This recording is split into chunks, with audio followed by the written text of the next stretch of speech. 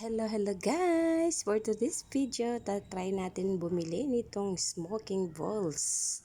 Napanood ko kasi ito sa TikTok na umuusok ang bibig ng mga kumakain. At saka napanood namin kanina habang nagpo-procession.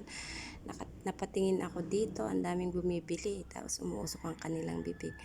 Akala ko naman mainit, yung pala hindi. Ayan, nilagay na po ng mama ang aming in-order. Tapos nilagyan na ng nitrogen liquid para umusok at para sumuot ang usok doon sa mga balls na nilagay. Parang tinapay lang siya. Akala ko nga candy at matamis. Hindi naman pala matamis. Matabang lang siya.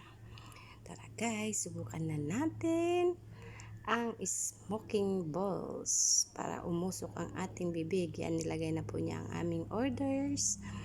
10 pieces po sa isang baso. Tapos 150 pesos. So, 15 pesos isang piraso. Ang mahal. Mahal daw kasi nasabi ng anak ko yung nitrogen liquid. Kaya, mahal ang presyo. Kaya, subukan na natin pausukin ang ating bibig. Tara guys, try natin kumain ng smoking balls. O yan, nahati. Kaya, hindi buo, hindi malakas ang usok niya. Try pa natin kumuha ng isa. Mas malaki. Ayan.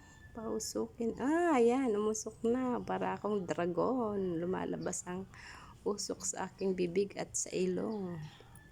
Habang nagsasalita, yung anak ko naman sumubok ng isa. Pero tinakpan niya yung bibig niya. Ayaw niyang lumabas ang usok sa kanyang bibig. Kaya guys, try nyo din. Nakaka-enjoy naman kumain ng mga kakaibang bagay na katulad nito. Thank you guys for watching. Bye-bye and God bless everyone.